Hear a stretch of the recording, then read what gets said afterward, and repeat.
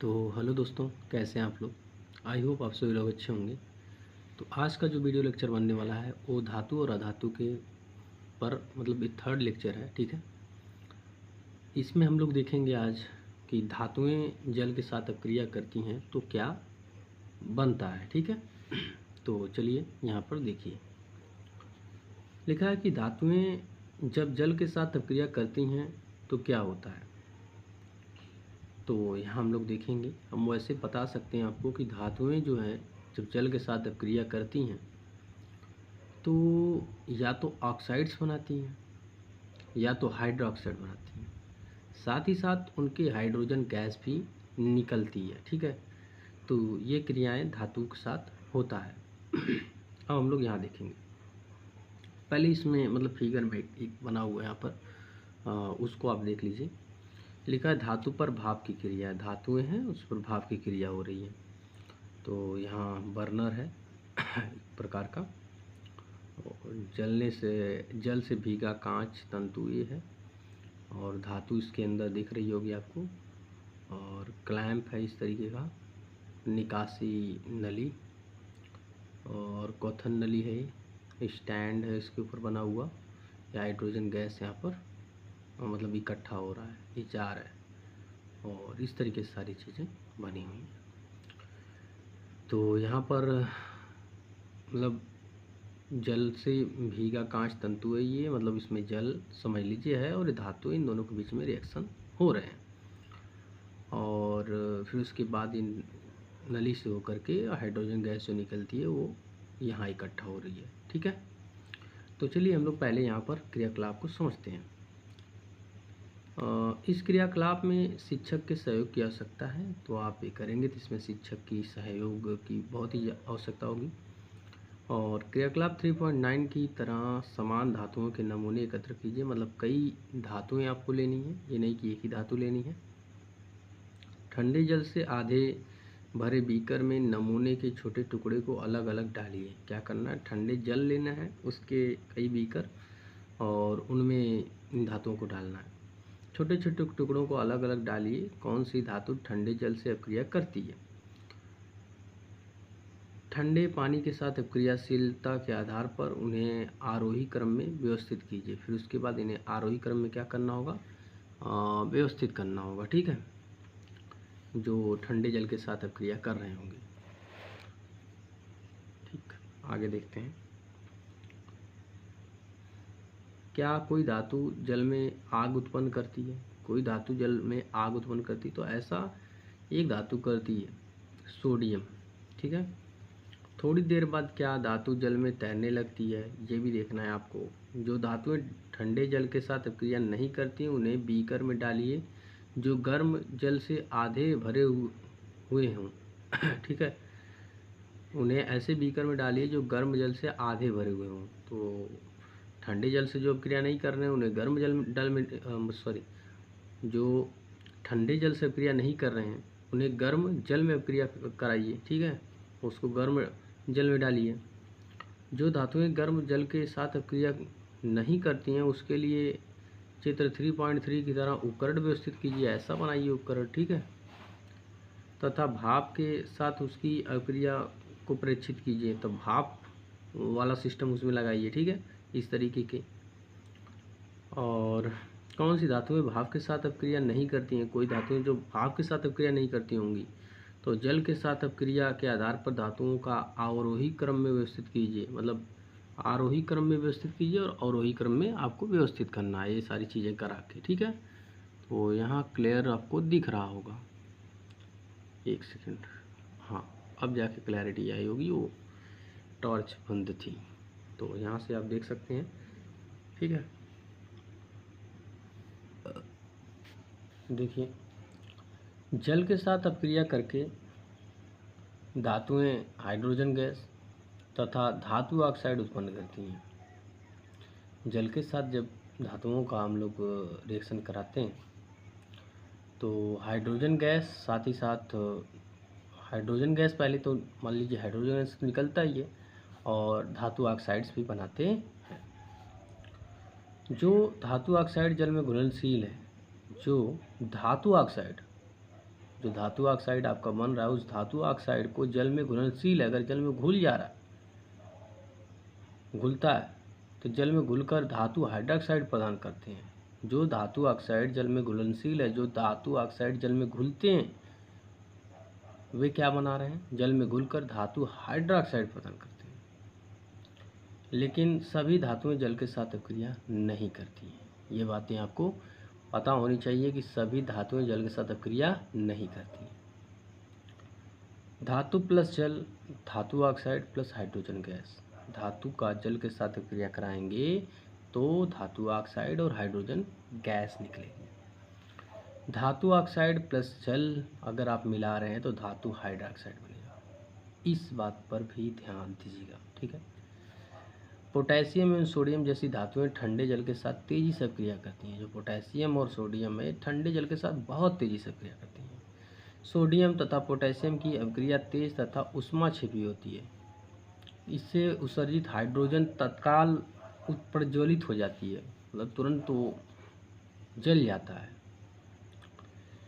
जैसे पोटेशियम यहाँ पर है और ये जल है, इनके बीच में अभिक्रिया कराया गया, पोटेशियम हाइड्रोक्साइड बन गया। क्या बन गया? Potassium hydroxide. और साथ ही साथ ये H2 मतलब हाइड्रोजन गैस भी निकालती है, उष्मा भी निकलता है, ठीक है। आप कभी कभी देखे होंगे कि सोडियम को जल में जब फेंका जाता है तो वहाँ पर वो आग पकड़ लेता है और ब्लास्ट करता है तेज़ी से, ठीक है। यहाँ पर देखेंगे सोडियम को अगर जल के साथ अभिक्रिया कराएंगे तो सोडियम हाइड्रोक्साइड और हाइड्रोजन गैस निकलती है, ठीक है। वही चीज़ यहाँ पर भी लिखी हुई है। नहीं, यहाँ पोटेशियम था, यहाँ पर सोडियम था, तो पोटेशियम और सोडियम दोनों का कार्य वही है। पोटेशियम हाइड्रोक्साइड यहाँ पर है, सोडियम हाइड्रोक्साइड है। तो आप समझ सकते हैं कि पोटेशियम और सोडियम दोनों को अगर जल के साथ अभिक्रिया कराया जाएगा तो दोनों हाइड्रोक्साइड बनाते हैं, ठीक है। जल के साथ कैल्शियम की अभिक्रिया थोड़ी धीमी होती है। जो जल है उसके साथ अगर कैल्शियम की अभिक्रिया कराया जाए तो वो धीरे बहुत मतलब स्लो होती है। यहाँ उत्सर्जित उष्मा हाइड्रोजन के प्रज्वलित होने के लिए पर्याप्त नहीं होती है। यहाँ की जो उष्मा होती है वो जलने लायक नहीं होती है कि जल जाए वो, ठीक है, प्रज्वलित होने लायक नहीं होती है,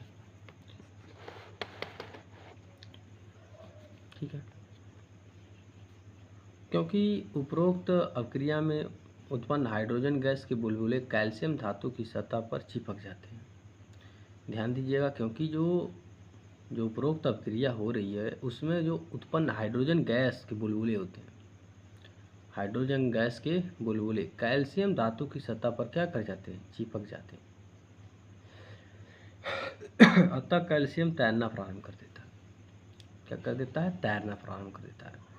मैग्नीशियम शीतल जल के साथ अभिक्रिया नहीं करता है, इस पर ध्यान देना है आपको। जो मैग्नीशियम है वो शीतल जल के साथ अभिक्रिया नहीं करता है, यानी ठंडे जल के साथ अभिक्रिया नहीं करता है, परंतु गर्म जल के साथ अभिक्रिया करके वह मैग्नीशियम हाइड्रोक्साइड एवं हाइड्रोजन गैस उत्पन्न करता है, ठीक है। चूँकि हाइड्रोजन गैस के बुलबुले मैग्नीशियम धातु की सतह से चिपक जाते हैं, अतः यह भी तैरना प्रारंभ कर देते हैं। तो कैल्शियम के साथ भी चिपक जा रहे थे और मैग्नीशियम के साथ भी चिपक जा रहे थे। एल्युमिनियम, आयरन तथा जिंक जैसी धातुएं न तो शीतल जल के साथ अभिक्रिया करती हैं और न ही गर्म जल के साथ अभिक्रिया करती हैं। जो एल्युमिनियम है, आयरन है और जो जिंक है, ये तीनों धातुएं ना तो गर्म जल ना तो ठंडा जल, ठीक है, इन सब के साथ अभिक्रिया नहीं करती, लेकिन भाप के साथ अभिक्रिया करके धातु ऑक्साइड बनाती हैं। किसके साथ? भाप के साथ, ठीक है। यानी कहने का मतलब है कि आयरन जब तक पानी के अंदर होगा तब तक उसके अंदर जंग नहीं लगेगा। पानी से अगर बाहर निकालेंगे तो वो उसमें जंग आ जाएगा।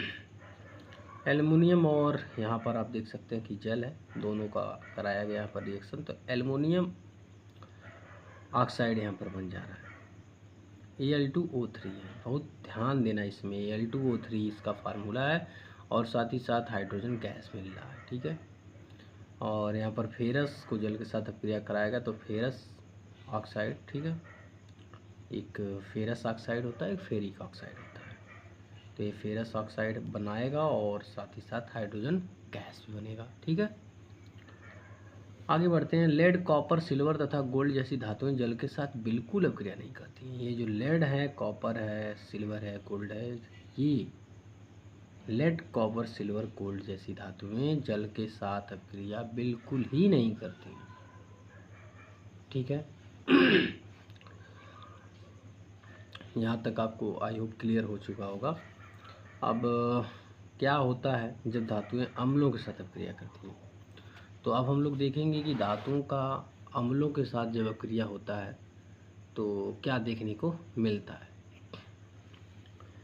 आप पहले ही अध्ययन कर चुके हैं कि धातुएं अम्ल के साथ अपक्रिया करके संगत लवण तथा हाइड्रोजन गैस प्रदान करती हैं। मतलब पहले ही आप पढ़ चुके हैं कि जितनी धातुएं होती हैं वो अम्ल के साथ अपक्रिया करके लवण तथा हाइड्रोजन गैस बनाती हैं, ठीक है। लवण तथा हाइड्रोजन गैस, जैसे धातु और तनु अम्ल यहाँ पर लिया गया, हल्का अम्ल लिया गया और लवण और हाइड्रोजन गैस बन रहा है। लेकिन क्या सभी धातुएं इसी प्रकार अपक्रिया करती हैं? आइए पता करते हैं। लेकिन क्या सभी धातुएं इस प्रकार अपक्रिया करती हैं? आइए पता करते हैं। देखिए यहाँ पर क्रियाकलाप 3.11 लिखा है। 1 जिसे पढ़ेंगे, 11 नहीं। सोडियम तथा पोटेशियम के अतिरिक्त बाकी सभी धातुओं के नमूने एकत्र कीजिए। सोडियम और पोटेशियम को छोड़ करके और जितनी धातुएं हैं उनका नमूना एकत्र करना है। यदि नमूने मलिन हैं, अगर गंदे हैं वो, तो रेगमाल से रगड़कर उन्हें साफ कर लेना पहले, ठीक है। फिर आगे देखिए, सावधानी क्या है। सोडियम तथा पोटेशियम को नहीं लीजिएगा। यही बोला जा रहा है कि सोडियम और पोटेशियम को मत लीजिएगा, क्योंकि वह ठंडे जल के साथ भी तेज़ी से अपक्रिया करते हैं। वो बाहर अगर आप रख देंगे तो अपक्रिया कर जाएंगे और जल जाएंगे, मतलब वो जलने लगेंगे और ब्लास्ट भी कर सकते हैं, तो दुर्घटना वहाँ पर हो सकती है। तो इसलिए आप सोडियम और पोटेशियम नहीं लेंगे और बाकी धातुएं आप ले सकते हैं, ठीक है। नमूनों को अलग अलग तनु हाइड्रोक्लोरिक अम्ल युक्त परख नलियों में डालिए। मतलब हाइड्रोक्लोरिक अम्ल युक्त परख नली में आपको इसको डालना है। थर्मामीटर को परख नली में इस प्रकार लटका दें कि उसका बल्ब अम्ल में डूब जाए। जो बल्ब उसका होता है चेक करने वाला जो होता है वो अम्ल में डूब जाए। बुलबुले बनने की दर का सावधानीपूर्वक परीक्षण कीजिए।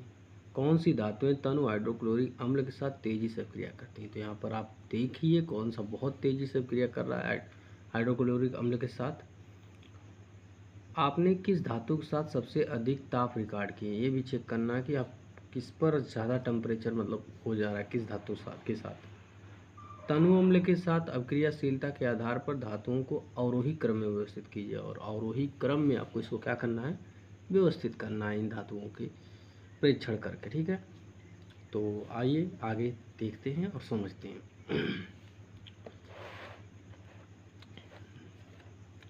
तनु हाइड्रोक्लोरिक अम्ल के साथ मैग्नीशियम, एल्युमिनियम, जिंक तथा आयरन की अभिक्रियाओं के लिए समीकरण लिखिए। तो यहाँ पर आपको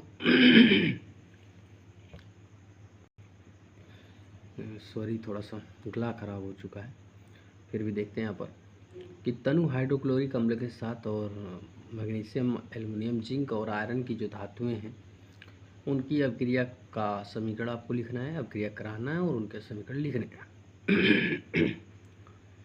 जब धातुएं नाइट्रिक अम्ल के साथ अपक्रिया करती हैं, नाइट्रिक अम्ल HNO3, ठीक है। नाइट्रिक अम्ल किसे कहते हैं, HNO3।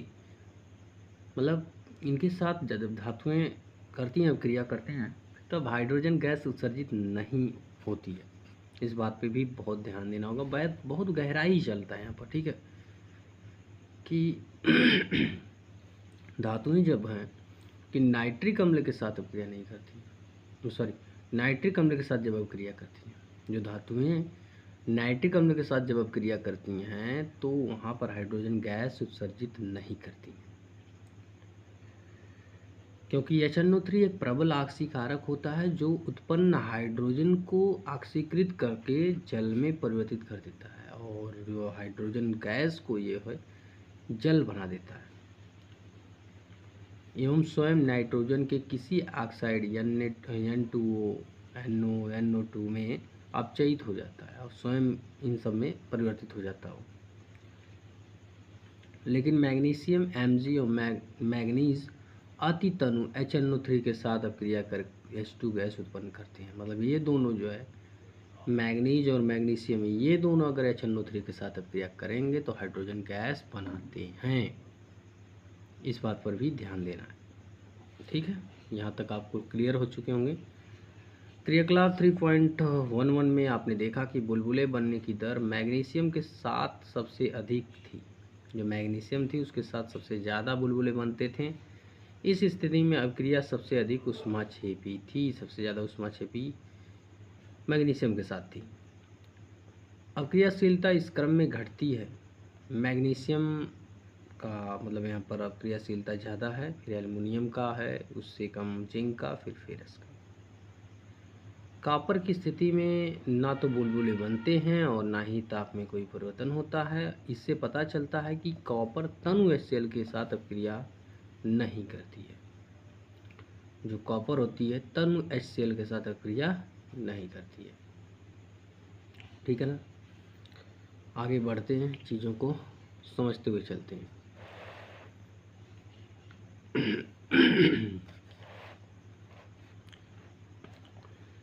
क्या आप जानते हैं, थोड़ी सी और बातें यहाँ पर देखेंगे। एक्वा रेजिया, एक्वा रेजिया क्या है? रॉयल जल का लैटिन शब्द। 3:1 है, वो पॉइंट नहीं है।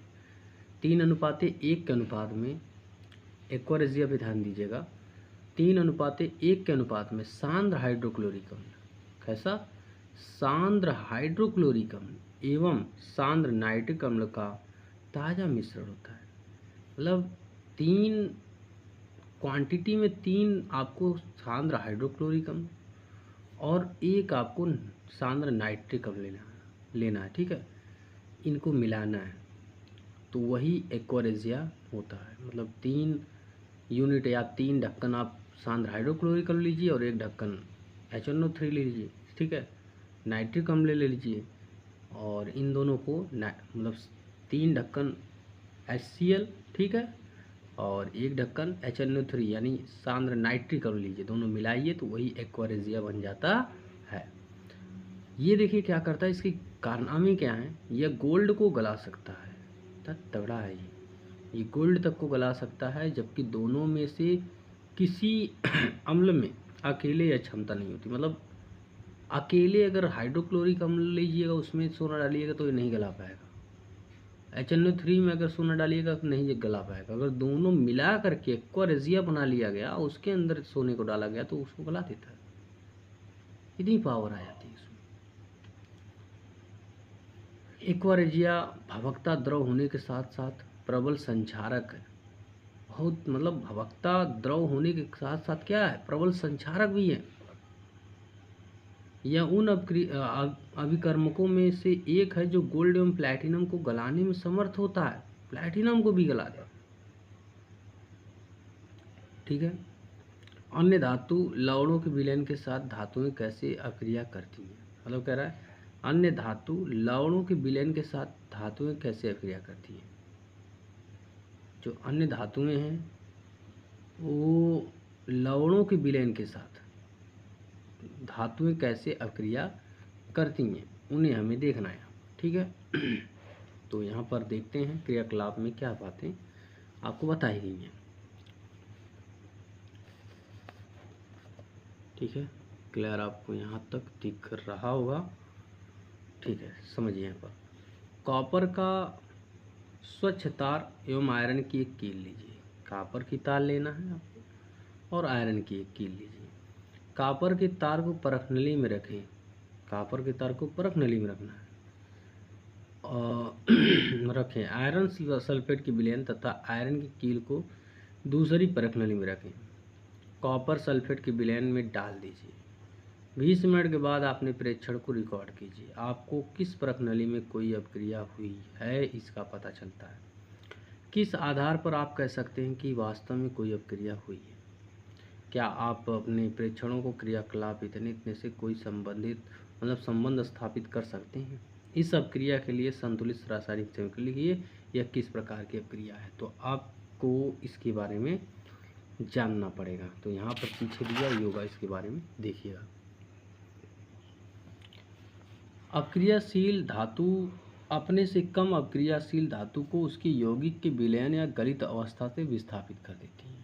ध्यान दीजिएगा क्या बातें हो रही हैं कि जो अपक्रियाशील धातु होते हैं वो अपने से कम अपक्रियाशील धातु को उसके यौगिक विलयन के उस धातु को उसकी यौगिक के विलयन या गलित अवस्था से विस्थापित कर देते हैं। ये आपको अभी समझ में आ जाएगा। एक नीचे एग्जाम्पल आएगा तो उससे आपको समझ में आ जाएगा ये बातें क्या हैं। ये बातें यही, इसलिए मैं समझाने की कोशिश करता हूँ। ये बातें ये हैं कि जो ज़्यादा अपक्रियाशील धातुएँ होती हैं वो जो यौगिक जो ज़्यादा अपक्रियाशील होती हैं वो धातुएँ किसी और कम अपक्रियाशील यौगिक में अगर कोई धातु है उनको निकाल के ये उनके स्थान पर आ जाती हैं, ज़्यादा अपक्रियाशील धातुएँ। ठीक है, तो आइए समझते हैं इसको। ये देख लीजिए आप पहले धातु की लवण विलयन के साथ अपक्रिया जो थी, लवण विलयन के साथ। तो यहाँ पर एक विलयन लिया गया है, परख नली है ये, उसमें कॉपर सल्फेट का विलयन है और लोहे की कील उसमें लटकाई गई है। और यहाँ पर आप देखेंगे कि तांबे का तार था, आयरन सल्फेट का विलयन था ये। ठीक है, ये आयरन सल्फेट का विलयन था।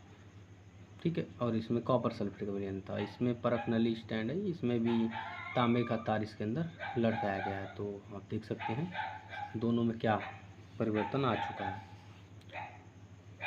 पिछले खंड में हमने देखा कि सभी धातुओं की अपक्रियाशीलता समान नहीं होती है। तो आप ये देख चुके हैं कि सभी धातुएं समान तरीके से अपक्रिया नहीं करती हैं। कोई बहुत ही तीव्र अपक्रिया कर देता है, कोई बहुत स्लो करता है। ठीक है, हमने ऑक्सीजन, जल एवं अम्ल के साथ विभिन्न धातुओं की क्रियाशीलता की जांच की। जल के साथ भी हमने क्रिया देख लिया और धातु अम्लों के साथ भी हमने धातु की क्रियाशीलता देख रखी।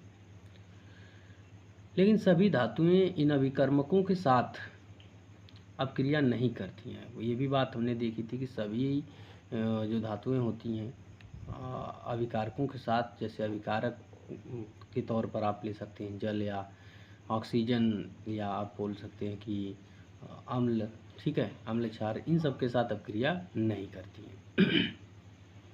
इसलिए हम सभी धातुओं के नमूने को अपक्रियाशीलता के अवरोही क्रम में नहीं रख सकें। ठीक है, तो अवरोही क्रम में उसे सेट नहीं कर पाए। आपने अध्याय 1 में जो विस्थापन अपक्रियाओं का अध्ययन किया वह धातुओं की अपक्रियाशीलता का उत्तम प्रमाण प्रस्तुत करता है।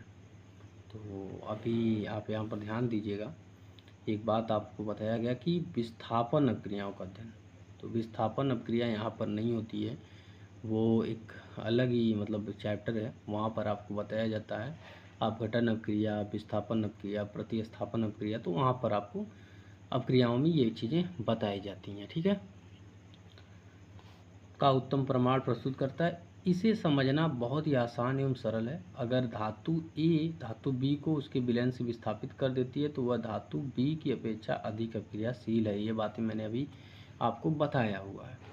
ठीक है, कि जो ज़्यादा अपक्रियाशील धातु रहेगी कम अपक्रियाशील धातु को रिप्लेस कर देगी। देखिएगा ए और बी विलयन है, लवण का विलयन है और ये अलग अलग विलयन। क्रियाकलाप 3.12 में आपके प्रेक्षणों के आधार पर कॉपर तथा आयरन में से कौन सी धातु अधिक अपक्रियाशील है। तो यहाँ आपको बताना है कि कॉपर और आयरन में से कौन सी ज़्यादा अपक्रियाशील है। तो अपक्रियाशीलता का यहाँ पर चार्ट आप देखेंगे तो आपको सारी बातें क्लियर हो जाएंगी। ठीक है, यही है सक्रियता श्रेणी। यहाँ सक्रियता श्रेणी में आप देखेंगे, सक्रियता श्रेणी वह सूची है जिसमें धातुओं की क्रियाशीलता को अवरोही क्रम में व्यवस्थित किया जाता है। अवरोही क्रम में घटते हुए क्रम में। ठीक है, विस्थापन के प्रयोग के बाद क्रियाशील मतलब क्रियाकलाप निम्नलिखित श्रेणी को विकसित किया गया जिसे सक्रियता श्रेणी कहते हैं। तो इस श्रेणी को आप देख सकते हैं और इसी चार्ट को याद करना पड़ेगा, क्योंकि इस चार्ट से काफ़ी क्वेश्चन बन जाता है, डायरेक्टली बनता है।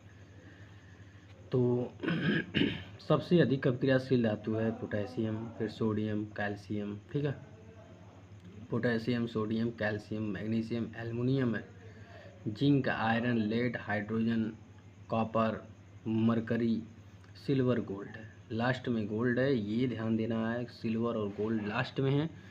ये कम मतलब ये आप इनके बारे में पहले ही पढ़ चुके हैं कि ये कम अपक्रिया करते हैं, ठीक है, सिल्वर और गोल्ड। और ज़्यादा अपक्रिया पोटेशियम और सोडियम करते हैं। तो फर्स्ट नंबर पे पोटेशियम है, सेकंड नंबर पे सोडियम, फिर कैल्शियम आपका, मैग्नीशियम, एल्युमिनियम, जिंक, आयरन यहाँ पर आ रहा है। तो यहाँ पर आपसे क्या पूछा गया था कि कैल्शियम और आयरन, यही ऊपर था, हाँ ऊपर एकदम था कि कॉपर तथा आयरन में सबसे ज़्यादा क्रियाशील कौन है। तो कॉपर कहाँ पर है, कॉपर यहाँ पर है और आयरन यहाँ पर है। तो इन दोनों में से कौन सा ज़्यादा क्रियाशील दिख रहा है, तो आयरन आपको ज़्यादा क्रियाशील दिख रहा है, कॉपर आपको कम दिख रहा है, ठीक है ना। ये आप देख लीजिएगा, ये चार्ट है, आपके चार्ट को समझना पड़ेगा। लेड इसके बाद है, आयरन के बाद लेड है, हाइड्रोजन है, कॉपर यहाँ लास्ट में है, मरकरी है, सिल्वर है और गोल्ड है। इस पर कई बार नज़र मारना है, फिर से एक बार मैं बता देता हूँ। Potassium, sodium, calcium, magnesium, aluminium, zinc, iron, lead, hydrogen, ठीक है, हाइड्रोजन, कॉपर, मरकरी, यहाँ पर सिल्वर है, फिर जाके आपका गोल्ड है। तो ये चार्ट आपको आई होप समझ में आया होगा। इसका क्या करना है आपको, तो इसको पूरा ही आपको लर्न करना पड़ेगा। अब हम कल के लेक्चर में देखेंगे कि धातुएं और अधातुएं धातु और अधातु साथ में मिलकर कैसे अभिक्रिया करती हैं और उनको समझेंगे, ठीक है, उनके रिएक्शंस को देखेंगे। यहाँ लिखा है ना, धातुएं अधातुएं कैसे अभिक्रिया करती हैं, तो उनको हम लोग यहाँ देखने वाले हैं। तो इतना वीडियो आप देखिए, वॉच करिए और इसको सीखिए, ठीक है। मिलते हैं नेक्स्ट वीडियो में।